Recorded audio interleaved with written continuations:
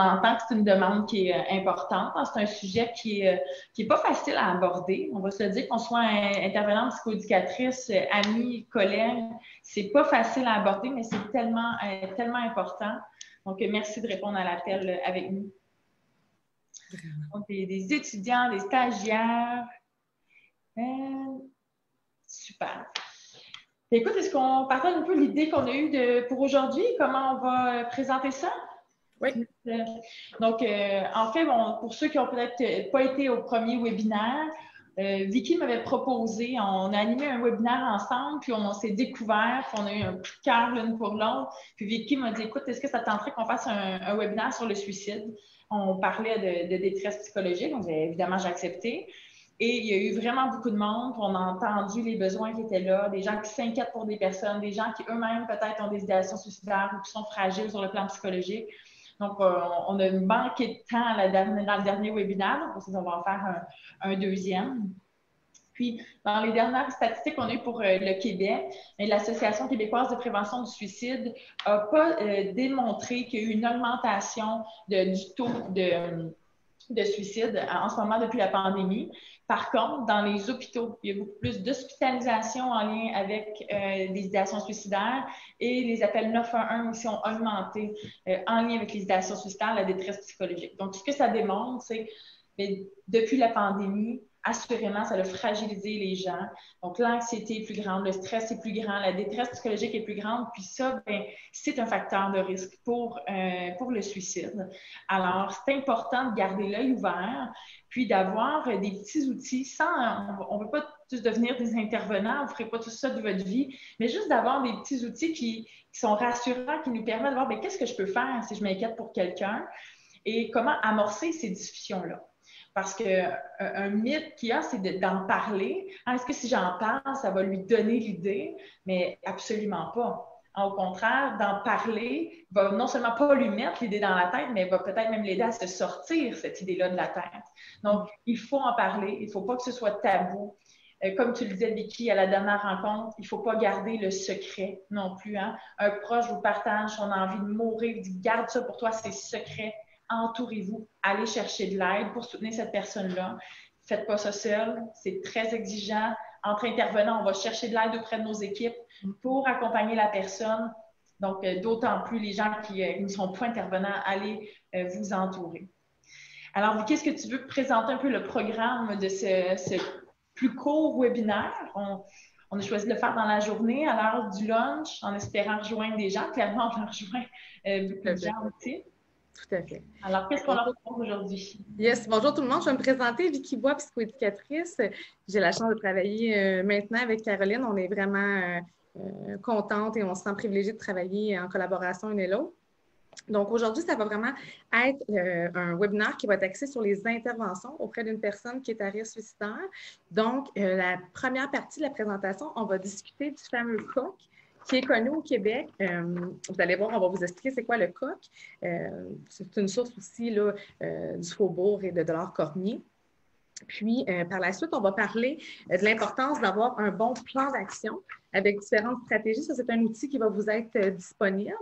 Puis, on va parler, dans le fond, de l'ambivalence, hein, puis de l'importance de raviver la partie de la personne qui veut vivre grâce au magnifique outil Vie de Caroline. Tous ces outils vont vous être gratuitement offerts là, après le webinaire. Et je crois que déjà, Vanessa a pris soin de vous envoyer les outils. Donc, vraiment, ça va être en 3 étapes, le webinaire. N'hésitez pas à poser vos questions. On est là pour essayer de faire la différence là, dans la vie des gens puis dans votre vie. Hein. Donc, vraiment, vos questions sont tous pertinentes. On va essayer d'y répondre au maximum. Donc, ça, on va débuter avec l'outil COC que tu as fabuleusement représenté dans ton outil. Comme tu disais, le COC, c'est un outil qu'on va utiliser et en formation, par exemple, justement, de l'art Cormier, Suicide Action Montréal, dans différents centres de prévention du suicide. On va utiliser l'acronyme COC pour aller discuter, en fait, questionner la personne sur ses idéations suicidaires. Donc, mais avant même qu'on commence le COC, est-ce qu'on leur demande de quelle façon eux, ils questionnent? Oui. Bonne idée, effectivement. Surtout qu'on a des gens de l'Europe, est-ce que c'est la même façon que nous, vous questionnez? Donc, comment vous adressez ces questions-là auprès d'une personne qui est suicidaire ou auquel vous vous questionnez, à savoir si elle a des idéations suicidaires. Donc, en commentaire, autant sur Facebook, je le suis en même temps en direct. Alors, quels sont les outils que vous utilisez?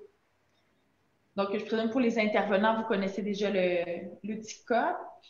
Paramédic, idée noire plus l'outil COC. Super. La grille d'évaluation du risque suicidaire, effectivement. Échelle, il y en a beaucoup, hein, d'échelles. Je ne sais pas si je l'ai avec moi, sinon je l'ai dans mon bureau, mais effectivement, il y a une belle grille là, que les gens utilisent. Je ne l'ai pas avec moi, qui est une grille de cotation, dans le fond. C'est sûr que nous, aujourd'hui, ce n'est pas un webinaire qui est destiné uniquement aux intervenants, fait qu'on ne rentrera pas dans l'estimation du risque. Par contre, on trouve important quand même de vous guider dans le type de questions qu'on doit poser. Hein, on ne dira jamais assez qu'il faut absolument adresser directement les inquiétudes aux personnes qui sont souffrantes ou inquiétantes. Donc, je vois que le COC est quand même utilisé. Le RUD, je ne connais pas le RUD. Ça sera peut-être bien si jamais vous pouvez partager. Je trouve ça intéressant vraiment d'apprendre à de nouveaux outils. Mais si on veut peut-être rentrer un peu dans le concret, l'outil COC, dans le fond, ce qui est important de savoir, c'est vraiment garder en tête 3 mots, le comment, le où et le quand. Quand on dit le comment, c'est que si vous êtes préoccupé par une personne qui est à risque suicidaire, c'est important de poser des questions à savoir si la personne, souhaite passer à l'acte et de poser directement la question sur ça serait quoi son plan au niveau de son passage à l'acte. Donc, quand on parle de comment, des types de questions comme comment voudrais-tu t'enlever la vie? Comment t'y prendrais-tu pour mettre fin à tes jours? C'est vraiment l'objectif du comment, c'est d'évaluer est-ce qu'il y a un moyen qui a été établi par la personne. Et quand on parle de moyens, je ne donnerai pas des exemples de moyens, mais c'est de savoir si, par exemple, le moyen est accessible. Si je pense à une arme à feu, c'est de voir comment on peut sécuriser cet objet-là qui est dangereux, que ce soit de la médication, que ce soit des cordes. Donc, vraiment, de questionner le comment, c'est de voir est-ce qu'il y a un moyen qui a été établi par la personne, est-ce qu'elle est rendue avec un plan vraiment précis. Et si le moyen est accessible, bien évidemment, c'est de s'assurer de retirer le moyen. Puis c'est sûr que vous allez voir dans l'outil, moi je parle d'importance d'aller chercher de l'aide, c'est qu'au besoin, si par exemple la personne ne collabore pas et que vous sentez vraiment que le risque est imminent, bien, c'est important d'aller chercher de l'aide, que ce soit le 911, d'aller chercher de l'aide de quelqu'un d'autre et de ne jamais rester la personne seule. Là, je vois des personnes intervenant de la même manière avec les enfants de moins de 10 ans. Caroline, tu avais fait une belle je ne sais pas si tu veux prendre un petit peu de temps peut-être de répondre à cette question. Donc, c'est sûr que c'est vraiment une intervention qui est spécifique, l'intervention auprès des enfants, parce qu'un des grands risques de l'intervention auprès des enfants, c'est qu'ils n'ont pas la notion de l'irréversibilité de la mort. Donc, pour les enfants, on parle de moins de 10 ans, là. Par exemple, j'ai pu accompagner des enfants qui disaient, moi, j'ai envie de mourir, mais qui ne savent pas qu'ils vont revenir, qu'ils ne peuvent pas revenir de la mort. Pour plein de raisons. Des fois, on va parler pour les rassurer, grand-maman, elle est au ciel, elle nous regarde de là-haut, tu peux lui parler. Donc, ils ont l'impression que mourir, c'est aller ailleurs, puis que peut-être ailleurs, là, il est mieux. Donc, c'est sûr qu'auprès de l'enfant et éventuellement du jeune adolescent, il faut vraiment marteler le caractère irréversible de la mort. On ne revient pas de la mort. Mais ça reste quand même qu'il faut le questionner, le comment. Parce que si le petit coco, la petite cocotte a dans la tête de se lancer devant la voiture alors qu'il marche pour revenir chez lui, il faut écarter ce moyen-là, il faut protéger l'enfant. Donc, c'est super important. Donc, oui, on va aller questionner le COC, mais c'est vraiment une intervention spécifique. Puis je pense qu'au nombre de questions qu'on reçoit finalement sur l'intervention auprès des enfants, peut-être que ça mériterait éventuellement qu'on fasse un webinaire sur le sujet même, parce que c'est vraiment des interventions très spécifiques. Mais ce que je peux vous dire, allez chercher de l'aide. Demander de l'aide, trop demander d'aide, c'est pas grave. Pas sans demander, là, se l'est. OK, dans le contexte du suicide. Donc, n'hésitez pas à appeler 1-866 appel. Il y a une ligne de prévention qui est là pour les familles aussi, pour les intervenants. Ils sont là pour vous accompagner aussi, pour répondre à vos questions. Donc, vraiment, n'hésitez pas. Mais à retenir avec l'enfant, vraiment de marteler qu'on ne revient pas de la mort, que c'est une action fatale et qu'on questionne vraiment le plan pour protéger, mettre en place un filet de sécurité pour protéger l'enfant. On a cette responsabilité-là auprès de lui. Tout à fait. Donc, COC, le comment, merci Caroline. Le O pour où, dans le fond, où voudrais-tu que ça se termine pour toi? À quel endroit aimerais-tu mettre fin à tes jours? Et une des raisons pour qu'on questionne le où, bien évidemment, c'est de voir est-ce que le lieu ou est-ce que l'endroit que la personne a ciblé pour mettre fin à ses jours est disponible. Si par exemple la personne vous dit ben moi j'aimerais vraiment ça, m'enlever la vie sur les plages de Cuba, bien évidemment, en ce moment, il y a beaucoup moins de risques que la personne est sur les plages de Cuba. Donc, je donne cet exemple-là qui est un peu utopique, mais vraiment, c'est de se dire il est où? Pas il est où la personne, dans le fond, se voit mettre fin à ses jours. Puis encore là, s'assurer de ne jamais laisser la personne seule et d'aller chercher de l'aide. Par la suite, il y a le quand. Élément très, très, très important. Le Q pour le quand, c'est vraiment quand comptes-tu mettre fin à tes jours? Quand est-ce que tu voudrais que ça se termine pour toi? Et évidemment, si la personne vous dit, ben j'en peux plus, je m'attends à m'enlever la vie aujourd'hui, mais le risque est imminent, donc vraiment, il faut intervenir rapidement. Et quand on parle d'intervention, bien évidemment, encore une fois, si la personne ne collabore pas, il y a toujours les ressources qu'on parle souvent, le 911 aussi qui peut venir en aide. Donc, vraiment, poser la question directement dans le quand. Quand veux-tu mourir? Tu sais, quand est-ce que tu souhaiterais t'enlever la vie pour vraiment voir si la personne a un plan qui est imminent, dans le fond. Donc, le cas, comment, où, quand, qui va vous permettre de voir l'urgence de la situation. Et évidemment, que même si le moyen n'est pas disponible ou que le moment n'est pas établi, la vulnérabilité et la souffrance de la personne est là quand même, il faut prendre ça très au sérieux quand même, mais l'intensité de la démarche ou l'urgence de la démarche dans l'immédiat est moins importante. Puis par la suite, vous pouvez mettre un plan d'action qui va être notre autre sujet là, du webinaire aujourd'hui. J'avais beaucoup aimé dans le cadre du dernier webinaire, Vicky, où tu disais c'est super important, oui, d'aller justement identifier, poser les questions, mais d'abord et avant tout, la personne a besoin d'être écoutée, d'être entendue dans sa souffrance. Donc, elle a besoin d'être accueillie. Puis, si on a le privilège d'avoir cette discussion-là avec la personne, bien, offrons-lui l'espace dans lequel elle va pouvoir nommer, puis elle va pouvoir être reconnue, de valider la souffrance de la personne sans lui dire, ben non, des fois, pour rassurer, nous, on va dire, ben non, ça va aller mieux la semaine prochaine, regarde, tu vois tout noir là, parce que ça va pas, mais ça rassure pas la personne parce qu'en ce moment, elle est à ce point souffrante que ce qu'elle a besoin, c'est de sentir que quelqu'un entend cette souffrance-là. Donc, pour qu'elle accepte de nous suivre dans les stratégies éventuellement qu'on va lui proposer, dans le filet de sécurité qu'on va mettre en place, il faut qu'elle sente qu'on entend sa souffrance et qu'on est disponible aussi. C'est comme ça qu'on va avoir sa collaboration dans l'échange. Tout à fait. J'adore l'intervention de Mélanie qui disait qu'effectivement, le cas qui est de moins en moins utilisé, et c'est vrai, dans le fond, l'objectif aujourd'hui, c'était vraiment d'amener de l'information sur l'importance de poser les bonnes questions, de prendre soin des gens, d'être là et de prendre surtout au sérieux les propos des gens. Nous, on a réutilisé cet acronyme-là parce qu'il est beaucoup connu. Les gens, souvent, ils font référence, puis on trouvait ça important quand même de dire qu'il y a des questions spécifiques qui doivent être posées. Mais je vous rappelle l'importance de vous référer à des professionnels qualifiés qui sont vraiment spécialisés dans l'évaluation du risque.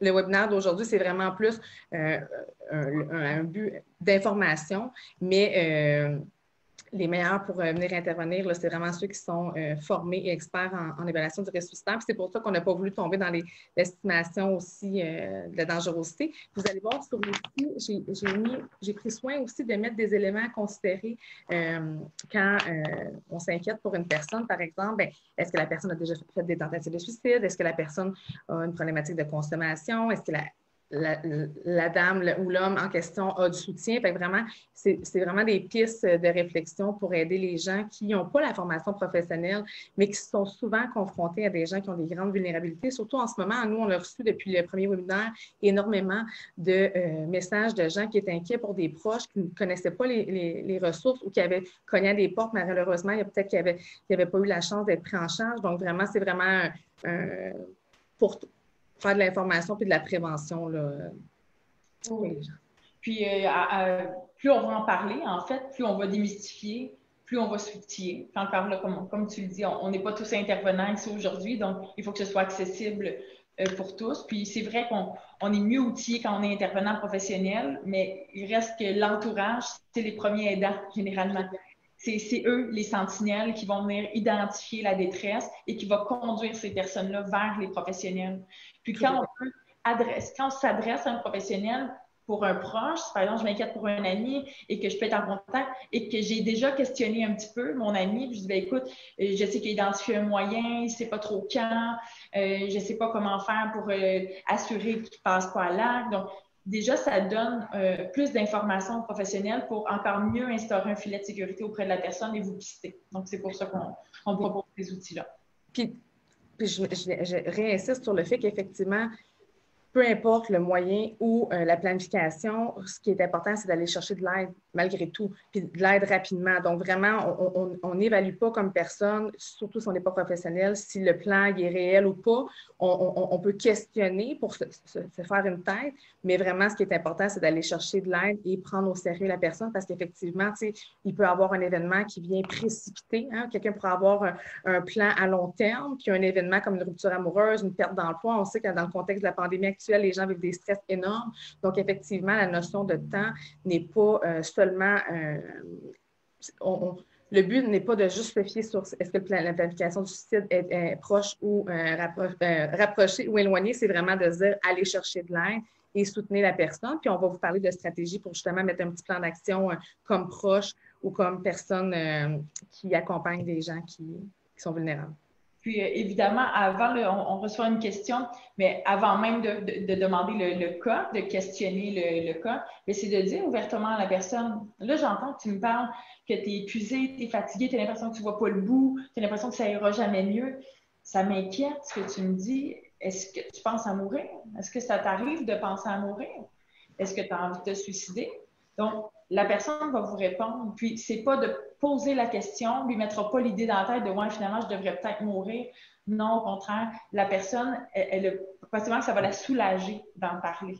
Donc, oser demander la question, la vraie question pour avoir des vraies réponses. Plus on est juste, plus on est capable de mettre des interventions en place qui sont efficaces et qui sont bonnes pour la personne aussi. Donc, oser poser ces bonnes questions-là, puis au mieux, la personne vous dira, ben voyons donc, non, pas du tout, là, écoute, je vois pas le bout, mais j'ai pas envie de mourir, là. OK, ben je suis rassurée. OK, tu me vois rassurée, mais si c'était le cas, là, tu sais que tu peux m'en parler. Puis je vais être là pour toi, puis je vais t'aider.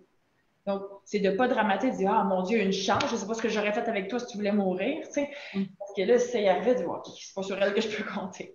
Donc, de garder ouverture, écoute, je comprends, puis tant mieux que c'est pas ça, mais sache que je suis là pour toi. Donc, je serai là si tu avais besoin de moi. Donc, c'est super important. Tout à fait.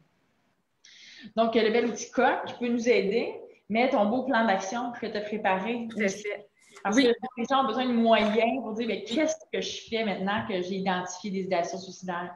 Oui, tout à fait. Puis vous allez voir dans le plan d'action, ça va rejoindre aussi l'outil de Caroline au niveau de l'ambivalence, mais vous allez voir, chaque lettre, je propose des stratégies qui peuvent vous aider. La première, c'est vraiment d'essayer de faire réactiver un peu la partie de la personne qui veut vivre. Hein. C'est de voir, est-ce que la personne a un but à atteindre? Est-ce que la personne est capable de se projeter puis qui a envie de se projeter? Puis souvent, quand on peut la mettre en relation avec quelque chose qu'elle affectionne, par exemple, où on déploie ses forces, vous allez voir, même si la personne est épuisée puis qu'elle est fatiguée, des fois, si on lui parle, hey, montre-moi donc une photo de ton enfant. Parle-moi de quelque chose qui t'intéresse la semaine prochaine. C'est vraiment de la projeter vers des choses ou des activités que la personne va apprécier. Je vous rappelle aussi l'importance des petits pas. J'ai pensé vous montrer une petite image ici que j'ai vue sur Facebook récemment, mais ça se peut que la personne n'a pas l'énergie pour aller faire une activité comme par exemple du sport ou aller à la salle d'entraînement, mais par contre, peut-être qu'elle est capable d'aller prendre une petite marche de 5 minutes. Donc, vraiment souligner les petits pas. Je vous encourage aussi à limiter les sources de stress de la personne. Quand on parle de stress, des fois, sans s'en rendre compte, on parlait beaucoup des choses à éviter, mais si par exemple, vous dites « Ah ben, je n'avais pas besoin d'entendre ça, que tu avais envie de mourir, ça me décourage, tu es la troisième personne qui me parle de tout ça en ce moment », bien, c'est sûr que ça va créer un stress à la personne qui vient de se confier à vous. Donc, vraiment, surveillez votre attitude quand même face aux aveux ou face à l'expression des émotions de la personne. Vous avez le droit de dire que ça vous inquiète, vous avez le droit de dire que vous ne pouvez pas rester seul avec ça, mais par contre, je pense qu'il faut surveiller un peu notre réaction face à la détresse de la personne.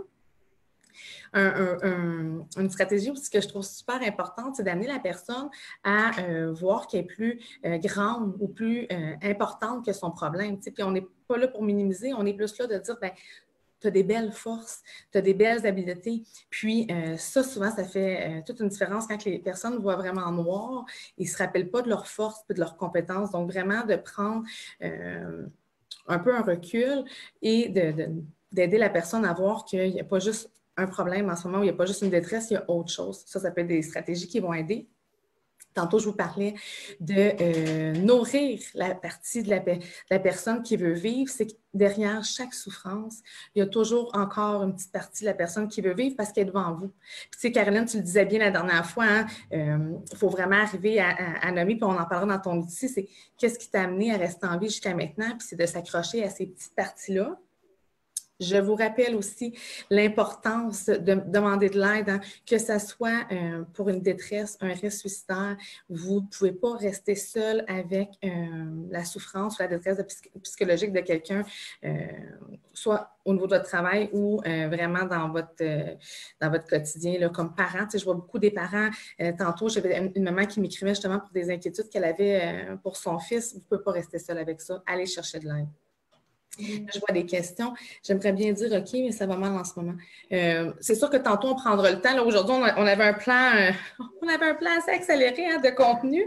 Je vais terminer avec quelques autres moyens pour après ça laisser la parole à Caroline qui va vraiment travailler en profondeur tout ce qui est l'ambivalence. Essayez dans le meilleur du possible, d'amener la personne à voir que la situation n'est pas permanente. On le sait, hein, la santé mentale ou la détresse, il y a toujours des solutions. C'est important que les solutions viennent de la personne, mais c'est important d'axer son énergie sur des personnes rétablies, hein, plutôt que sur des personnes que ça a été plus difficile. Essayez d'amener la personne à connecter avec ses ressources en essayant de la questionner sur qu'est-ce qui a fonctionné par le passé, quels moyens as-tu déjà mis en place pour t'aider. Des phrases comme « qu'est-ce qui a fonctionné » est souvent plus favorable que « est-ce que ça a déjà marché si tu as fait telle chose ». On amène un doute, donc vraiment d'y aller avec le sentiment de pouvoir de la personne. N'oubliez pas de vous intéresser aux parties de la personne qui veut vivre, donc de la projeter dans l'avenir sur quelque chose qui peut la stimuler. Puis, quand on parle aussi d'une personne dans votre entourage ou au travail, peu importe, faites des régulations. Dans le fond, faites un suivi pour s'assurer, dans le fond, que si vous mettez un plan d'action, par exemple, avec une personne, vous lui dites, écoute, il faut que tu ailles chercher de l'aide, on va en parler à ta maman, on va en parler à ton conjoint. Bien, assurez-vous, de l'adhésion au plan d'action. Est-ce que la personne a envie de l'appliquer? Est-ce qu'elle est d'accord avec ce que vous lui proposez? L'utilisation des échelles peut être intéressante. Tu sais, on a regardé un plan d'action ensemble. 1, tu dois aller voir ton médecin. 2, tu dois aller au faubourg chercher de l'aide. Bon, tu dois rester jamais seul. Puis, si par exemple, vous questionnez la personne à savoir, bien, t'en penses quoi du plan, à combien tu es prête à l'appliquer, puis qu'elle vous dit, bien, un ou deux, puis elle ne croit pas nécessairement qu'elle va l'appliquer, bien là, vous avez un indice qu'il y a une dangerosité puis qu'il y a une inquiétude à avoir. Fait que des fois, vous pourriez dire, par exemple, mais qu'est-ce que ça te prendrait pour monter à 3? Tu sais, vraiment travailler un peu en approche motivationnelle. Mais vraiment vérifier l'adhésion. Puis, je vais laisser la parole à Caroline pour le dernier acronyme qui est l'ambivalence, où tu vas pouvoir nous présenter ton merveilleux outil. Donc, en fait, ça, c'est l'acronyme VIE. Je cherchais un petit peu une façon qui reste dans la tête, là, de dire comment on raccroche la personne à la vie. Puis je me disais, je vais créer l'acronyme VIE. Donc, en fait, pour ceux qui étaient là la dernière fois, je mentionnais que j'étais intervenante téléphonique à Suicide Action Montréal pendant près de 2 ans. Et une partie super importante sur laquelle on se devait travailler, dans le cadre de mon intervention auprès de la clientèle, je mise encore, évidemment, c'est de travailler l'ambivalence. L'ambivalence, c'est de faire grandir la partie qui veut vivre. Assurément, la personne, en ce moment, elle a envie de mourir parce que les difficultés sont à ce point grandes qu'elle ne se voit plus continuer à vivre de cette façon-là. Donc là où il faut travailler l'envie qui veut vivre, l'envie de vivre, c'est pour la faire grandir un petit peu pour la protéger de l'envie de mourir aussi. Donc, l'acronyme VIE, très simple. Le premier, c'est le V pour vivre. Là, je vous propose dans l'outil différentes formulations, des questionnements pour explorer cette partie-là qui veut vivre avec la personne. Donc, par exemple, je vais de mémoire là, ce que je vous ai partagé, mais en ce moment, qu'est-ce qui vaudrait la peine que tu restes en vie encore un peu? À quoi tu te raccroches? Qu'est-ce qui fait qu'en ce moment, tu es encore en vie devant moi, malgré tout ce que tu me dis? Puis j'entends que c'est dur ce que tu traverses. Là. Tu traverses vraiment beaucoup de choses, mais qu'est-ce qui fait que tu es encore en vie? qu'est-ce qui t'a donné encore envie de vivre? Puis là, j'entends, tu me parles beaucoup de la partie qui veut mourir, puis ça, je comprends parce que tu vis beaucoup de difficultés. Mais j'aimerais ça que tu me parles de cette partie-là, toi qui veux vivre, parce qu'elle est là. Si tu es encore là aujourd'hui, c'est qu'il y a une partie de toi qui se bat. Puis moi, c'est à cette partie-là que j'aimerais parler. Est-ce que tu me permets de parler à cette partie-là? Donc, on redonne beaucoup de contrôle, beaucoup de pouvoir à la personne, puis on lui fait travailler doucement cette ambivalence-là dans beaucoup de respect. Puis ce que l'expérience m'a appris, c'est que la personne va peut-être accepter de partager un petit peu l'envie qu'il veut vivre, puis là, elle va être ramenée vers l'envie qu'il veut mourir. Bien, c'est à nous de faire une belle danse, très respectueuse, et quand elle veut tendre dans la partie qui veut mourir, parce qu'elle a besoin d'en parler, c'est de pas la brusquer vers la partie qui veut vivre, de oui, oui, oui, mais parle-moi encore de celle qui veut vivre. Non, entendez-la, la partie de souffrance. Parce que c'est comme si on a un gros ballon à l'intérieur de nous, un gros ballon d'émotions, puis il faut le souffler, ce ballon-là, pour arriver à voir clair. Sinon, notre cerveau, il est complètement rempli, puis la partie raisonnable de notre cerveau, bien, est bien difficile à atteindre. Donc, permettez-lui de la souffler, sa ballonne, puis vous êtes là pour l'aider à doucement la vider et tout doucement vous la ramener vers la partie qui veut vivre. Donc, le V pour vivre. Le I pour ce qui est important pour toi. Jusqu'ici, qu'est-ce qui a été assez important pour te garder en vie? Qu'est-ce qui est important? Qu'est-ce qui a été... Tu me dis que ça fait des années que tu souffres comme ça, mais jusqu'ici, dans le passé, là, qu'est-ce qui a été assez important pour pas que tu t'enlèves la vie? Hein?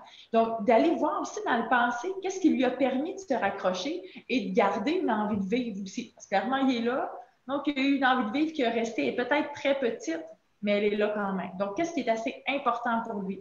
Donc, est-ce que c'est un projet? Est-ce que c'est un cours de musique qu'il fait qu'il adore? Est-ce que c'est un projet dans 2 semaines, 3 semaines, 1 mois? Est-ce que c'est une personne? Est-ce que c'est un rêve? Donc, explorer avec la personne qu'est-ce qui est important pour elle. Ou, j'aime bien ton idée de la baguette magique. Tu dis que tu utilises toujours la baguette magique dans tes interventions, mais si j'avais une baguette magique, qu'est-ce qui serait important qu'il soit là pour que tu veuilles rester en vie? Parce que dis, oh, il n'y a rien, il n'y a plus rien d'important pour moi. OK, mais si j'avais une baguette magique qui te l'enlevait ta souffrance, mais ce serait quoi qui serait important encore pour toi? Ou qu'est-ce qui doit être là, qui est vraiment important qu'il soit là pour que tu veuilles rester en vie? Comme ça nous teste aussi à savoir, mais comment je peux doucement, un petit pas à la fois, arriver à mettre ça en place dans sa vie ou quelque chose qui ressemble pour faire grandir la partie qui veut vivre. Puis souvent, avec l'utilisation des techniques comme ce que tu as raconté, autant le ballon que la baguette magique, c'est aussi de trouver des exceptions. Tu sais, la personne va nous pister à travers ce qui est important encore pour elle, puis elle va nous permettre aussi de voir qu'est-ce qui a peut-être par le passé fonctionné. Fait que vraiment de miser sur c'est quoi les exceptions qui peuvent amener la personne à vouloir grandir la partie d'elle qui veut vivre encore.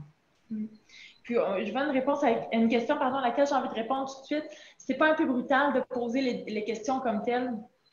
Non, c'est l'approche qui est préconisée pour l'intervention auprès des gens suicidaires. C'est l'approche orientée vers les solutions. C'est exactement ce qu'on est en train de travailler.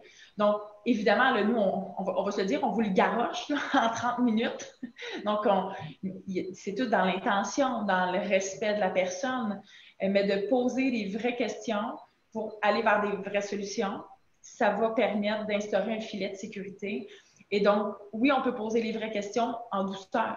Donc, demander à la personne, est-ce que tu as envie de mourir? Est-ce que des fois, tu as envie de partir, d'aller, de ne plus te réveiller? Donc, on peut y aller doucement, sans la brusquerie. As-tu envie d'être mort? On n'est pas obligé de dire ça de même non plus. Là. Mais de poser des vraies questions, c'est ce qui est souhaitable et c'est ce qui nous est enseigné dans tous les programmes universitaires ou collégiales où on doit faire de l'intervention auprès des personnes suicidaires. Puis imaginez, excuse-moi Caroline, je ne voulais pas t'interrompre, imaginez la personne qui vit avec des grosses roches dans son sac à dos. On utilise beaucoup les techniques d'impact, mais la personne se promène avec des grosses roches. C'est lourd pour elle, elle ne se sent pas bien, elle se sent déprimée, elle voit noir, mais elle a besoin de sentir que les gens portent un regard qui est authentique à sa réalité. Souvent, c'est que quand on voit des gens qui sont vulnérables, on ne sait pas trop comment en parler. On a peur de faire des erreurs, mais on ne fera jamais d'erreur à prendre soin des gens puis à leur démontrer nos inquiétudes. Puis, vous allez voir la personne qui est encore vivante devant vous, bien, elle a encore envie de vivre un petit peu. Puis, c'est là où vous devez lui démontrer que vous voyez ce qu'elle vit puis que ce n'est pas facile. Donc, en posant les bonnes questions, les vraies questions. Puis encore là, il n'y a pas d'erreur qui peut être faite quand on se soucie des gens. Puis gardez en tête que nous, c'est issu de, ça fait 15 ans que je suis dans le domaine, toi aussi, Caroline, ça fait longtemps qu'on travaille avec des gens qui sont vulnérables. Nous, aujourd'hui, on voulait surtout vous pister sur comment vous pouvez vous y prendre. Autant pour les, on a eu des professionnels, puis on le voit, là, je vois beaucoup de gens qui sont professionnels parmi nous qui probablement ont envie d'avoir un refresh aussi sur comment on travaille l'ambivalence, par exemple, puis quel type de questions on peut poser. Mais pour ceux qui sont dans le webinaire, mais qui n'ont pas nécessairement une formation comme professionnel de la santé, là, soyez indulgents envers vous. Vous allez voir les outils qu'on vous propose, c'est vraiment très clair et concret. Donc, vous pourrez avoir ça pas trop loin puis vous en inspirer au besoin. Et je rappelle l'importance de demander de l'aide aux professionnels. Si on parle d'un 866 appel, le 811 pour les gens du Québec, le 911 au besoin, mais vraiment, restez pas seul avec des inquiétudes. Non, puis même après, moi, ça fait 12 ans que je suis intervenante, puis ça m'arrive encore de ne pas trop savoir comment poser la question ou d'être un peu maladroite. Puis la personne, ça arrive de dire, ben voyons donc que tu me demandes ça. Puis je vais le dire tout doucement, mais écoute, je m'excuse si c'est mal sorti, je suis inquiète pour toi. Donc, ça m'inquiète. Est-ce que tu m'autorises à en parler avec toi? Est-ce qu'il y a quelque chose que que tu acceptes de parler avec moi? Donc, acceptez, soyez authentique. L'authenticité, ça ne trahit pas. Donc, on partage nos intentions, puis quand l'intention, c'est de l'amour puis de la bienveillance, on ne se trompe pas, là. Puis ça fait du bien. Ça fait du bien à la personne qui est devant vous aussi. Donc, permettez-vous de les poser un petit peu tout croche, les questions, mais de les poser, plutôt que de dire « j'aurais dû y poser ». On ne peut pas rester avec un « j'aurais dû y poser ». Donc, c'est mieux une question mal formulée qu'une question qui n'a pas été posée parce qu'on était trop mal à l'aise. Okay? Mais aller chercher de l'aide. Donc, il y a une collègue ici qui vous a partagé des outils. Là, ça va vite parce que les gens commentent beaucoup et c'est super. On va tenter de tout répondre. Mais le site rcpsq.org pour trouver un centre de prévention de suicide près de chez vous partout au Québec. rcpsq.org. Donc, vraiment, suicide.ca, Suicide Action Montréal, l'Association québécoise de prévention du suicide, allez chercher de l'aide. Puis je vois des questions par rapport aux gens d'Europe. On pourra peut-être faire une recherche, là, si jamais des gens d'Europe qui connaissent des ressources internationales en lien avec le suicide, peut-être les partager. Je voyais une question qu'on pourrait peut-être répondre rapidement. Tu sais, au niveau de la baguette magique, si la personne demande la présence d'un défunt, bien, moi, souvent, j'ai utilisé un peu de qu'est-ce que tu aurais envie de dire si elle était là, tu sais, comment tu pourrais lui dire les choses que tu as envie de lui dire. Puis il y a plein de façons de travailler, tu sais, que ça peut être une lettre, des souvenirs, des images. Ça peut être de faire en sorte que la personne puisse connecter, tu sais. Des fois, on peut utiliser, bien, si la personne est à côté de toi, tu sais, si on réussit à la faire revivre, qu'est-ce que tu lui dirais? De quoi? Qu'est-ce qui te manque de la personne, par exemple? Fait que, tu sais, vraiment d'aller rechercher, bien, j'avais besoin de son soutien, j'aurais besoin qu'elle m'écoute.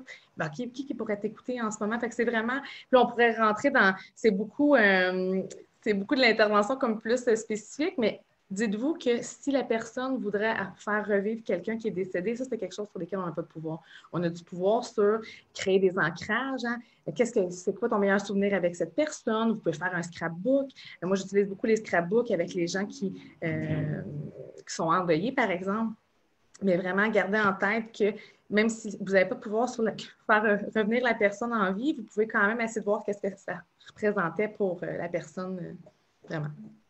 Puis des fois, la personne va nous dire « Ah, moi, j'aurais besoin que mon ex revienne avec moi. » OK? Par exemple, donc, évidemment, si non plus, vous n'avez pas de pouvoir sur ça. Puis le but, c'est pas de dire « Je vais te donner la solution. » là. C'est de laisser entendre c'est quoi sa détresse. Sa détresse, c'est un manque profond, c'est une blessure. C'est ça que vous dit la personne en ce moment. Mais c'est de ça qu'on va parler. Alors, plutôt que de dire, je ne peux pas la faire revenir, je ne sais pas, je peux peut-être l'appeler. Faites pas ça, vous n'avez pas besoin de rentrer là-dedans. Nommez-lui, elle te manque, tu t'ennuies d'être avec, ça te fait vraiment de la peine, tu t'en es pas remis, hein? Ça fait des mois, puis tu t'en es pas remis, tu me disais que ça allait bien, mais c'était pas ça. Fais-lui parler ta souffrance. Elle a besoin de nommer la personne. Donc, permettez d'explorer cette partie-là. Puis la personne est bien consciente que vous n'allez pas faire revenir un membre, là.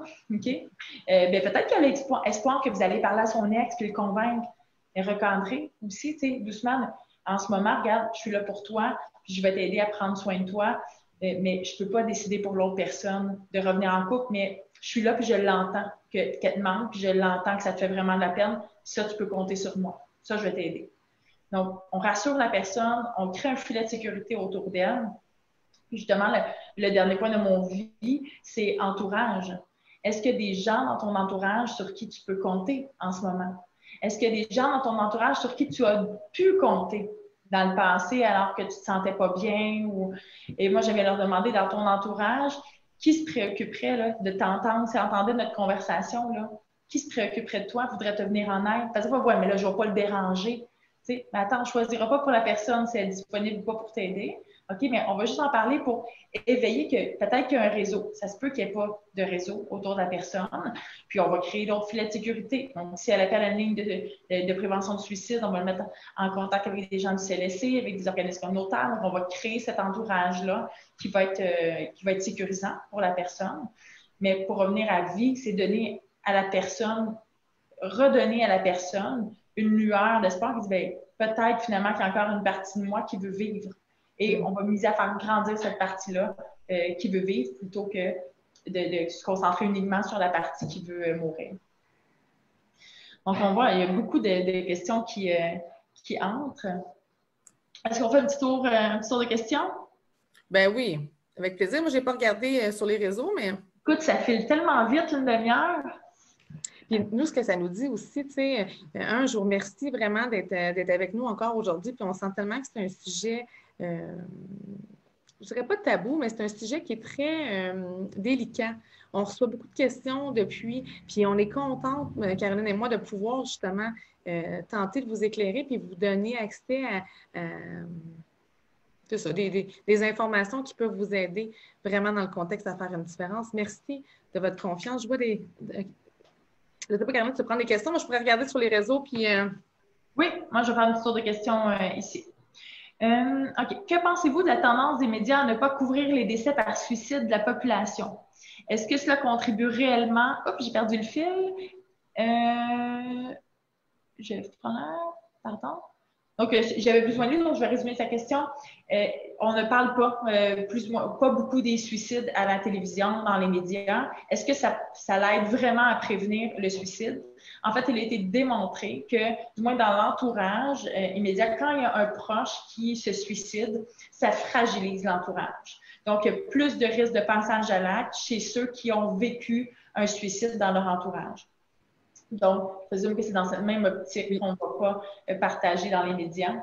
Puis, quand j'étais à la maîtrise, j'avais fait un cours justement sur l'intervention au niveau du résistant. Puis, il y a tout aussi l'effet d'entraînement parce que les célébrités qui ont complété un suicide, bien, ça l'a eu, dans certains cas, les gens vulnérables, par exemple, si un artiste connu complète son suicide, c'est comme si ça a un effet d'entraînement. Donc, je pense qu'il n'y a rien de plus important que de parler du suicide. Je pense qu'il faut être prudent parce que les gens, on le sait souvent, on va parler d'influenciabilité, on va parler que les gens s'identifient beaucoup aux autres. On regarde, si par exemple, Céline Dion va faire quelque chose de spécial, bien, il y a des gens qui vont vouloir acheter ce que Céline Dion, par exemple, a proposé. Je donne un exemple comme ça, mais on s'identifie beaucoup aux artistes. Donc, vraiment, il y a tout l'aspect d'effet d'entraînement là, qui amène les gens puis c'est correct aussi. Là, on voyait aussi, il y a des moments, il y a des mois où il y a plus de suicides complétés. Il y a aussi des pics quand il y a une personnalité connue qui complète un suicide. Donc, c'est vraiment pour éviter l'effet d'entraînement. Ça n'empêche pas qu'on peut en parler, par exemple. Ça n'empêche pas qu'on peut en parler puis d'être présent puis de demander de l'aide si on est inquiet. Mais c'est que dans les médias, ils font que nous envoyer l'information sans prendre soin de ceux qui la reçoivent et de comment les gens la reçoivent. Mais assurément, si vous travaillez dans des groupes classe, auprès des groupes et vous voyez que quand vous entendez quelqu'un parler de ça, ça vaut la peine de s'arrêter et de dire, vous avez entendu qu'est-ce que vous en pensez? À quoi ça vous fait penser? Comment ça vous fait ressentir? Vous, qu'est-ce qui est important pour vous dans la vie? À quoi vous vous raccrochez quand vous n'allez pas bien? Puis ça amorce des belles discussions, mais il ne faut pas envoyer cette information-là juste pour l'envoyer. Puis ça nous ramène à notre défi aussi, Caroline, qu'on avait parlé au premier webinaire, c'est comment vous prenez soin de vous. T'sais, on parle beaucoup de prendre soin. On suggère aux gens de prendre soin de soi, même nous comme professionnels, mais comment vous prenez soin de vous. Ça aussi, ça peut être abordé dans une discussion avec quelqu'un de votre entourage, suite à une situation comme ça, où on entend parler d'un suicide, ou c'est de parler de la santé mentale, de faire en sorte que la santé mentale ne devienne plus tabou. Puis on le sait souvent, on dit que la santé mentale, ça n'a pas de visage. C'est quand quelqu'un est blessé, par exemple, qui est en chaise roulante, bien, tous les gens vont aller vers la personne pour lui proposer leur aide. Quand la personne souffre d'une problématique de santé mentale, on ne le voit pas. On ne le voit pas nécessairement. Donc, c'est vraiment d'adresser la santé mentale puis de prendre soin vraiment les uns les autres là, au quotidien.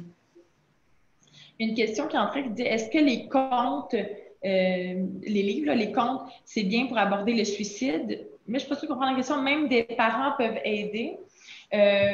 Pour ma part, je ne prendrais pas un conte qui parle de suicide, mais je parlerais d'un conte de comment on nourrit le bonheur, comment on nourrit le bien-être. Donc, il y a un livre pour enfants qui existe, qui s'appelle, le nom m'échappe, Le seau de bonheur. Je vais trouver le nom exact. As-tu rempli ton seau de bonheur aujourd'hui? C'est des livres comme ça que j'utilise avec les enfants. Donc, c'est ton seau de bonheur, c'est tu prends avec une chaudière, toute la journée, tu remplis ton seau de bonheur pour les aider à identifier dans leur environnement, dans leur journée, des petites sources de bonheur qui apaisent, qui font du bien. Okay? Donc, j'irais plus vers des ressources comme ça que parce qu'avec l'enfant, la notion de mort est très complexe. Alors, j'irais plus vers des alternatives de cette façon-là. Puis, Caroline, peut-être que je voudrais juste repréciser quelque chose parce que je trouve ça important.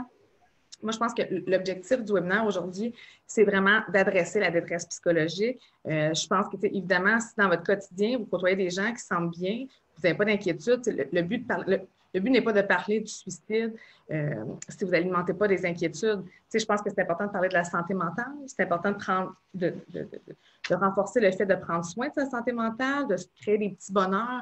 Nous, au travail, on se fait des petits mots, on se fait des petites surprises, d'essayer de cultiver la bienveillance envers vous-même et vos proches. Puis, juste pour préciser, puis je ne vous dis pas si vous êtes inquiète pour quelqu'un qui a des idées suicidaires, vous sentez qu'il y a quelqu'un dans votre entourage qui est en détresse, oui, effectivement, vous pouvez le questionner à savoir comment il va, vous pouvez lui suggérer d'aller chercher de l'aide, mais l'objectif, quand on parle que parler du suicide au niveau des médias peut augmenter le taux de suicide, c'est juste l'effet d'entraînement. C'est différent parce que souvent, les gens qui sont vulnérables et qui sont vraiment à risque de suicide, bien souvent, on parlait tantôt au niveau de l'imprévisibilité, c'est que des fois, ils ont envie de mourir. Ils sont envahis par des idées noires, mais ils n'ont pas de plan. Puis des fois, de savoir que quelqu'un a réussi à le faire, lui a eu le courage de le faire, parce que souvent, les gens vont voir ça comme du courage, même si on le sait que c'est une grande détresse, mais c'est souvent là que ça va précipiter. Fait que vraiment, je reviens sur la notion de temps. Une personne à risque qui a des idées noires, c'est toujours inquiétant. Il faut toujours prendre ça au sérieux.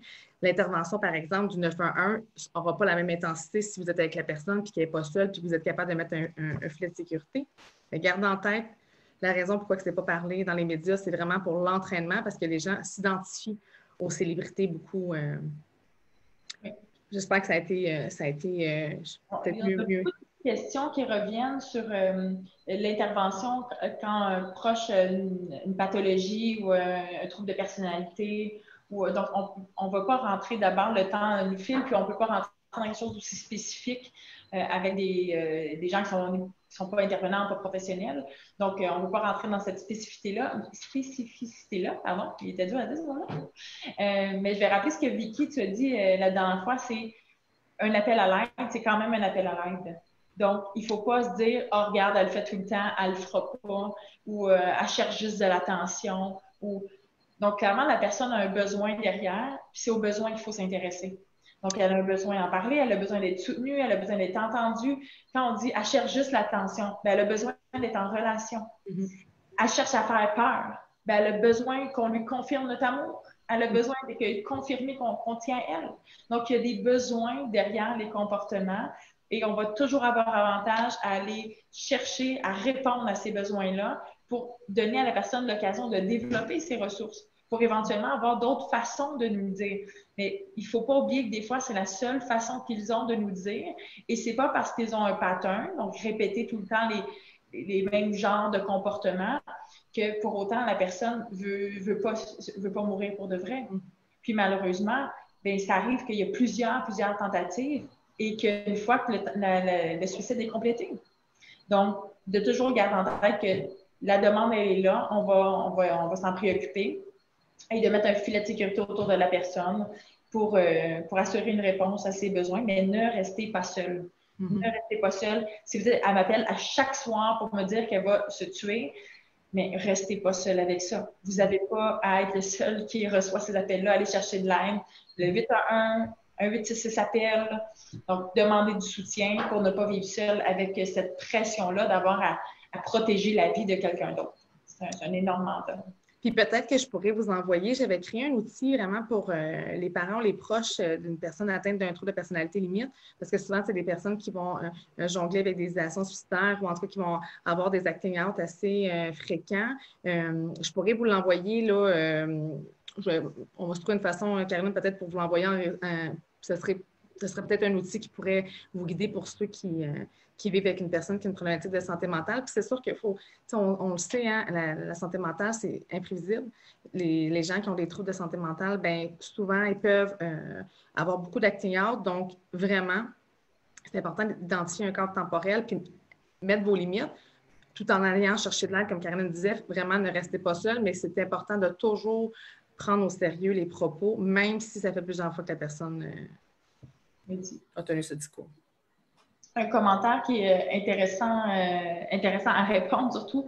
La personne dit, donc, ce que je comprends, ce n'est pas de poser la question qui donne des idéations suicidaires, mais c'est de démontrer les personnes qui se suicident. Exactement. En parler ne provoquera pas un suicide, mais d'exposer tous les gens qui se sont suicidés pourrait influencer la personne à passer à l'acte, par exemple. Donc, en parler, il faut vraiment enlever ce tabou-là. Parler de suicide ne donne pas des idéations suicidaires. Au contraire, ça permet à la personne de trouver du sens, de mettre des mots, de se sentir entendue, de se sentir compris, d'avoir un espace dans lequel elle peut s'exprimer. Ça, c'est super important. C'est le meilleur filet de sécurité qu'on a pour la protéger. Tout à fait. Donc, est-ce que Vanessa, qui est notre soutien informatique, tu pourrais repartager les outils une dernière fois avant qu'on se quitte? On n'a pas encore prévu de date, mais on s'est dit pourquoi pas un 3e webinaire sur le sujet, encore sur la prévention du suicide. En novembre, on vise la fin novembre. On va annoncer sous peu sur nos pages Facebook. Vous pouvez rejoindre la page Vicky Bois, psychoéducatrice, ou la page laquelle page que tu donnes, toi, Vicky Bois, psychoéducatrice? Oui, Vicky Bois, celle de la clinique, là, clinique psychosociale SOS Changement. Ou sur ma page Facebook, Service psychosocial pas à pas. Donc, on va rendre les rediffusions disponibles, les outils disponibles, puis c'est là qu'on va afficher aussi les prochains événements et les événements à venir.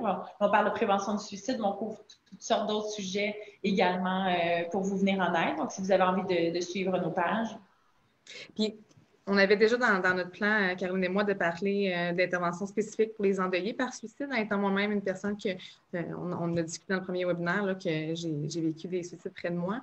Donc, vraiment, un webinaire pour les endeuillés par suicide et aussi peut-être un webinaire au niveau de l'intervention près des enfants parce que c'est une question qui revient. Puis là, vu qu'on aime bien travailler ensemble, peut-être un sur la problématique de santé mentale et le ressuscitant, mais bref, on est vraiment...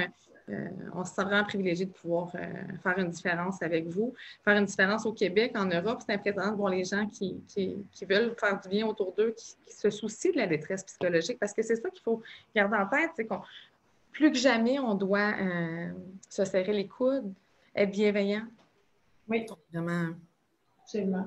Puis, on a bien entendu qu'il y a beaucoup d'intervenantes professionnelles qui sont là, donc peut-être qu'on réfléchira à une formule spécifique pour vous pour aller plus loin dans certains sujets, pour parler vraiment d'intervention pure, là. Donc, on garde tout ça en tête, puis vos demandes sont entendues. De l'Afrique aussi qu'on voit. C'est le fun de voir. N'hésitez pas à nous soumettre vos initiatives. Tu sais, c'est ensemble qu'on peut aller plus loin. Puis, moi, je crois beaucoup que c'est chaque petit pas compte. Hein. Si on veut changer le monde, ben, c'est tous ensemble qu'on peut le faire. Donc, vraiment, vos idées, c'est vraiment les bienvenus aussi. Puis, n'hésitez pas à repartager cette capsule-là. Oui, c'est vrai. Nos webinaires, on les fait genre gratuits pour rejoindre les gens, pour les outiller. Partagez-le. Vous êtes sur Facebook en ce moment, ça prend 1 seconde, un clic, partager. Ça peut aider des gens. On veut aider des gens. Donc, de commenter, d'identifier une personne à qui ça pourrait venir en aide, c'est super aussi. Donc, faites-le circuler. Ça va permettre d'outiller les gens puis justement, que tous ensemble, on peut se prendre soin les uns des autres. Oui. Pour vivre plus sereinement. Au Québec, avec la 2e vague et le confinement, ben, c'est encore plus important de briser l'isolement. Fait que veux pas, plus on va informer les gens, moins les gens vont être seuls. Je vous invite aussi à un petit groupe privé que j'ai d'ados, dont Caroline fait partie. Ados en déroute, parents en bout, espoir pour parents intervenants. C'est un groupe où on partage beaucoup de contenu pour aider les parents, les intervenants avec la clientèle adolescente. J'ai vu beaucoup de questions aussi au niveau des adolescents. J'ai reçu des questions là, en privé aussi, là, donc ça va me faire plaisir de vous accueillir dans notre belle communauté. Puis on va pouvoir réfléchir ensemble à comment on peut aider nos beaux ados aussi. Donc, il y a des beaux commentaires, hein? Vraiment. Oui, c'est dur de les lire tellement qu'ils arrivent rapidement, mais on va prendre le temps de les lire tout doucement. Donc, on dit fort intérêt pour des conférences aux intervenants. Merci énormément. Nancy qui dit merci de votre bienveillance. Votre vision d'intervention me rejoint beaucoup dans mes valeurs professionnelles. Merci. Ça me fait bien plaisir. Donc, il y a beaucoup d'intérêt pour les formations aux intervenants. Oui, vraiment. Puis, quand on parle de valeurs, hein, je fais un clin d'œil à Caroline. On s'est rencontrés dans un petit webinaire et maintenant, on a envie de collaborer ensemble parce que justement, moi, quand j'écoute Caroline, je la trouve inspirante, merveilleuse. Je suis touchée de tout ton dévouement puis ta belle simplicité, ton authenticité. Fait que je me dis, de voir les gens qui ont un peu cette vibe-là avec nous, je me dis, bien, ensemble, on peut changer le monde. Hein? Oui, absolument. Vraiment. En tout cas, moi, j'y crois. Vraiment. Merci, Vicky, de faire ces webinaires-là avec moi. Chaque fois, on sort avec une vague d'amour et d'espoir. Puis ça fait du bien, vraiment.